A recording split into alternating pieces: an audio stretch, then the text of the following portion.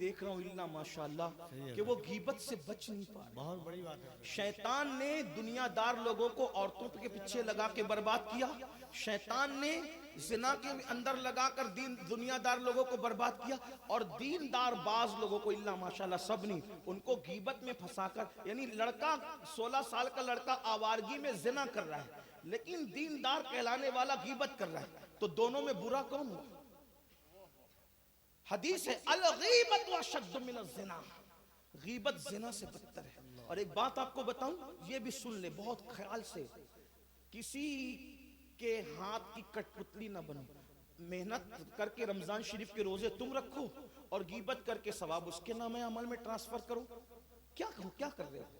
صدقہ تم دو, زکات تم دو, نماز تم پڑھو, فجر میں تم جاگو, اور وہ اپنے نیکیاں اس کے نام ہے. کیونکہ جب ہم کسی کی غیبت کرتے ہیں نا, غیبت, تو اپنی نیکیاں اس کے نام اعمال میں ڈالتے ہیں اور اس کے گناہ اپنے نام اعمال لیتے ہیں. اس لیے بیوقوفی نہ کرو, نادانی نہ کرو, کسی کی غیبت کر کے اس کے ہاتھ کی کٹ پتلی, ہاتھ کا رومال, اس کا دھوبی نہ بنو. اس لیے کہ جب آپ کسی کی غیبت کرتے ہو تو اس کے گناہ دھلتے ہو اور اپنے گناہ کو جلاتے ہو. آقا علیہ السلام فرماتے ہیں غیبت تمہاری نیکیوں کو ایسے ہی جلا دیتی ہے جیسے لکڑیوں کو آگ جلا دیتی ہے. اللہ اکبر. اسی لیے امام حسن بصری کہتے ہیں اگر میں کسی کی غیبت کرتا, توجہ کیا تو نہیں کسی کی, لیکن امام حسن بصری کہتے ہیں اگر میں کسی کی غیبت کرتا تو اپنے ماں باپ کی کرتا.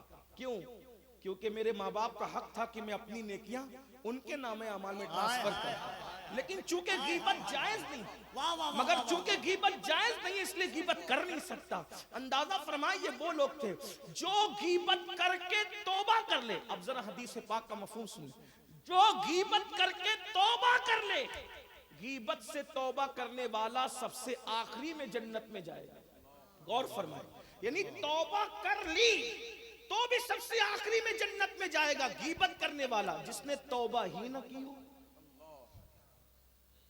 جس نے توبہ ہی نہ کی. اور دیکھ لو غیبت کرتے ہو کہ نہیں کرتے.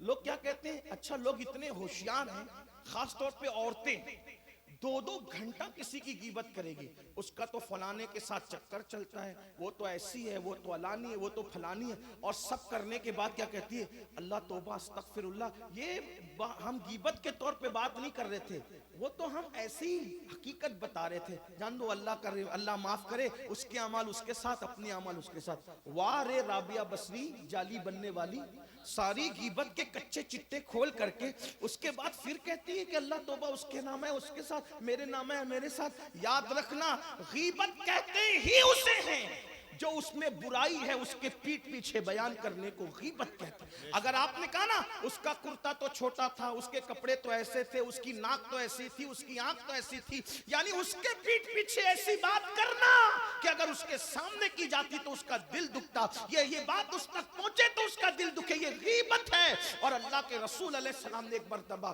اما عائشہ پاک موجود ہے, کون اما عائشہ پاک, جس کے بستر پہ قرآن نازل ہوتا ہے, جو طیبہ ہے, طاہرہ ہے, مفتی 4 ملت ہے, ہزاروں صحابہ اور تابعین جس کے شاگرد ہیں, جس کی علمی دلیلیں حرف آخر سمجھی جاتی تھی صحابہ کے درمیان. بلکہ میں تو لوگوں کو یہ کہتا ہوں, سیدہ عائشہ وہ خاتون ہے جس کا بستر رش کے طور ہے, رش کے طور, کیونکہ طور پر موسیٰ جاتے ہیں اور توریت آتی ہے, مگر بستر عائشہ وہ ہے جس پر جان موسیٰ آتے ہیں اور قرآن مقدس نازل ہوتا ہے. یہ سیدہ عائشہ صدیقہ ہے. لیکن اللہ اکبر, اتنی مقدس ترین خاتون ہے.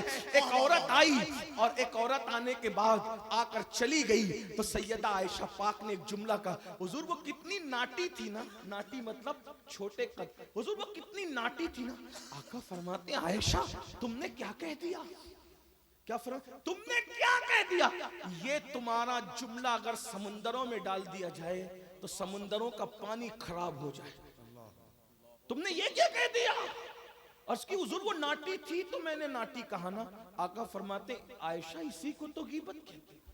اللہ اللہ. اور فرمایا اگر وہ عیب اس میں نہ ہو اور تم بیان کرو پھر یہ غیبت نہیں ہوگی, یہ تو تہمت ہوگی, یہ تو تہمت ہوگی. جو عیب ہے وہ چھوڑو یار, کیوں بیان کرتے ہو کسی کے, اور آپ کسی کے عیب بیان کر کے اس کا کچھ نہیں بگاڑتے, اپنی تباہی کرتے. ایک بات آج آپ کو کہہ دیتا ہوں, जितना बड़ा गुनाह गीबत करना है उतना ही बड़ा गुनाह गीबत सुनना है। अहले सुन्नत को मैं एक पैगाम देता हूं, अगर हम गीबत बंद कर दें, अहले सुन्नत से 80% झगड़े खत्म हो जाए। बहुत खूब हजरत, बहुत खूब। जैसे कफील भाई को मैं जाके कहूं कि भाई कफील अंबर, तुम्हारी निजामत के खिलाफ वो बंदा वो बात कर रहा था, कफील भाई खुश होकर बोलेंगे वाह सैयद साहब कितनी हमदर्दी है आपके अंदर, आपने मुझे बता दिया, अब मैं उसको देखता हूं। लेकिन आइए हमारे असलाफ का तरीका क्या था। एक शख्स इमाम आजम के पास आया और इमाम आजम के पास आके कहता है कि हुजूर मोतबर जराए से मुझे पता चला है कि एक शख्स आपको बुरा कह रहा था। तो मैं किसने बताया? कहा मोतबर जराए। तो कहा गीबत करने वाले मोतबर कब से हो गए? क्या बात है। गीबत करने वाले ला, ला, ला। गीबत करने वाले मोतबर कब से हो गए?